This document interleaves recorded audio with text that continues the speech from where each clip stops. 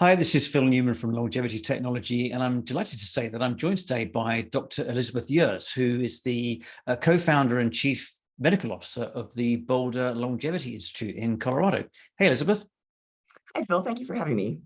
Oh, it's great to have you here. And I understand that you have worked a lot in your career with the crossover between cellular medicine and orthopedics. And you've brought together things like peptides, supplements, hormone replacement therapies together in your practice. So very keen to understand a little bit more about how you innovated that and what you do with your practice today.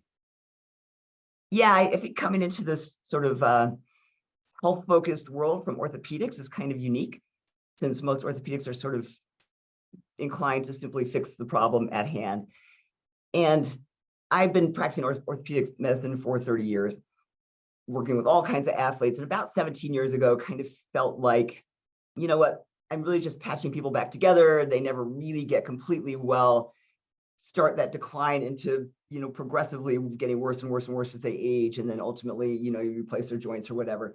And so I really wanted, about 17 or 18 years ago, was like, there has to be a better way to deal with these people. And so I started exploring more the regenerative medicine capacity. How do hormones and nutrients and supplements and peptides all influence our ability to heal and recover and get better, and ultimately not just patch somebody back together long enough that they feel better for a month and then they're back in our offices getting more steroids, and ultimately we just go to take them to joint replacements. So that's really how I got into this world. And now I have a practice that deals a little bit. We work with a lot of athletes, helping them get through injuries and recover from injuries. But really, a lot of our world now is trying to prevent this progressive demise in people in general. And that includes basically your joint health and arthritis. I think one of the problems is, you're in this functional medicine, health-focused world. Orthopedics is sort of considered differently. People think, oh, my brain shouldn't go, my heart shouldn't go, but my joints just wear out. And your joints should not wear out any more than your brain wears out or your heart wears out. I always tell people, when you say, oh, my knee wore out because I played too much football, it'd be a little bit like saying my heart wore out because I ran too much, or my brain wore out because I thought too much. Your joints are not designed to wear out, no matter what stress you put on them. It's an inflammatory disease process. And that's a lesson we're really trying to get out there, is that understanding that joint health, joint pain, progression of loss of function in your joints is all part of this same cascade of aging that the brain is, and the heart is, and the liver is, and your metabolism is. So if we can start getting that message out, that actually this is all ingrained together, we're going to make a big difference in people's longevity. Well, that's a great way of looking at it. And obviously, as we all enter our middle years, we appreciate the fact that our joints can be more challenged when we exercise and so on. And that's fascinating to hear that you feel that of course, is something that we can overcome. Now, you were an early leader in peptide therapies and longevity medicine. What made you turn your sights onto Spermidine and Spermidine as a supplement for your patients and your clients? So you're right. I got into the functional medicine world. So look, the whole approach that I think you've talked to some of your other people that I've heard on you interview, this looking at health not as a disease focus, but as a organ system focus. And then, I think that needs to start being changed a little bit. That ultimately everything comes down at a cellular level. So I was fortunate enough to start learning from a sort of really, I think one of the biggest thinkers in this field, a guy named William Seeds, who actually really understands cellular pathways, and started learning and training with him and understanding that if you understand cellular pathways, so what's going on inside your cell, inside your mitochondria, that's affecting every single, your brain and your liver and your heart are all at the same point, directed by abnormal cellular function. So as we started to study pathways, there were some pathways that you could really intervene with a substance called Spermidine. And that was years ago. And actually, Spermidine didn't exist in our US market at all. It was only in Austria. And so I started trying to get Spermidine, and it was funny, I couldn't. So, there was, I was calling and calling and calling, and it was not here in the US. And then ultimately, finally, I called, and they're like, oh, yeah. And they tried to explain Spermidine to me. I said, I know all about it. Well, I just want to know how we can get it here in the US. So actually, at that point, they were starting to bring Spermidine to the US. So we actually were some of the first adopters of it. And actually our group, which is all cellular medicine physicians, were the first people who said, okay, this is critical to cell function. Absolutely a critical entity. Not, oh, here's just another thing that you can utilize. This is a very important, something called the polyamine flux pathway. There's pathways that having adequate levels of Spermidine they're not going to happen without adequate levels of Spermidine. So that's why it is such a critical. It's not just here's another supplement that you need to take. It's actually a part of a cellular pathway that when you have enough, your cells are going to work better. Fascinating. So, of course, within our toolkit of supplements, you would see that Spermidine is something that obviously has to be there as a real pillar of cellular health. How do you find Spermidine in relation to conditions like arthritis, for example? Do you find it effective in that area?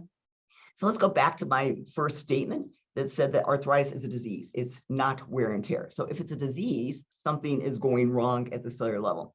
And there's a couple things that go wrong with arthritis. One is the inability to get rid of damaged cells. So that's that whole autophagy piece, killing off. And I think a lot of your listeners are familiar with autophagy now, but we know that as cells age and become damaged, one of the things we need to do is get rid of the damage. And so these damaged cells are designed to kill themselves. In my world, we like to call them zombie cells because they're big and ugly and they're spewing out these bad proteins and they start damaging the cells around them. So if you take these bad cells and you've got them started in cartilage, they start damaging more cells and more cells and more cells. So number one, you have to break this pattern. You have to kill off the damage. So you have to induce autophagy to get rid of the damaged cells so you have new healthy cells. But the other piece is that arthritis, like almost every disease, and I would venture to say every disease, is also due to what we call inflammation or a damage to our immune function. So our immune functions start to decline in all of us as we age. If you look at the T lymphocyte population, for instance, in people who are older, that's why old people die of viruses and younger people don't usually. So basically, if you look at our T lymphocyte function, that's a critical piece to immune health. So in arthritis, we have all of these immune pieces. We have abnormal levels of inflammatory cytokines. We have very high levels of something called interleukin-1 beta and tumor necrosis factor alpha.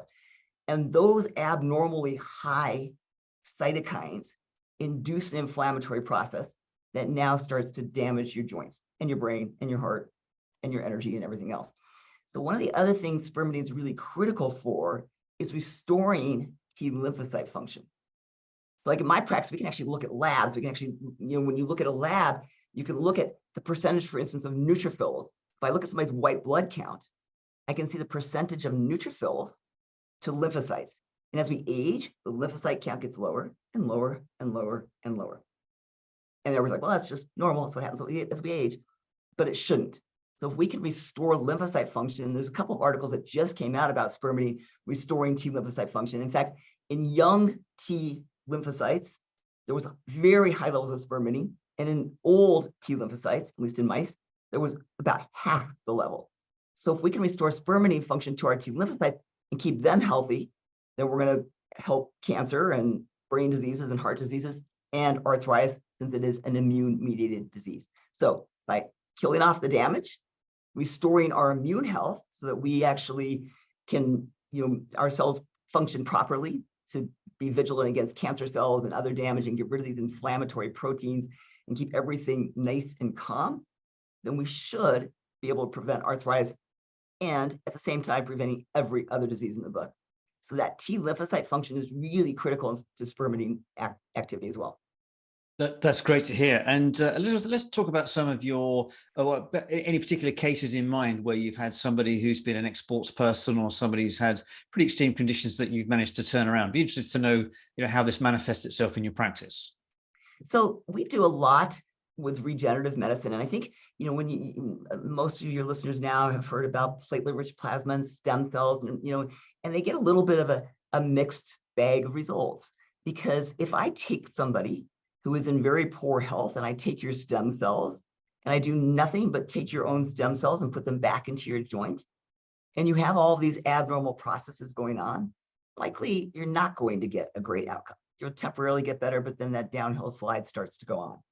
So what we always do is we kind of prep the body to be able to do a regenerative procedure. So for instance, if you came to my practice and you had an injury or you have an arthritic knee that we think, okay, we need to do something to help this arthritic knee, the first thing we're going to do is actually try and kill off all the damage, right? Get rid of the damaged cells. So we'll put you into what we call an autophagy-inducing state. So we'll use actually high-dose spermidine. There's something called Spermidine Pro, and it's these little packs, and there's 6 milligrams. So there's 3 times the maintenance dose.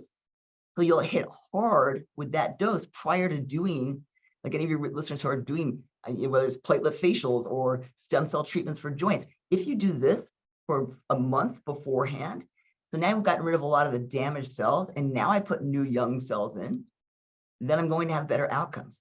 Remember I said those damaged cells, we call them zombies for a reason.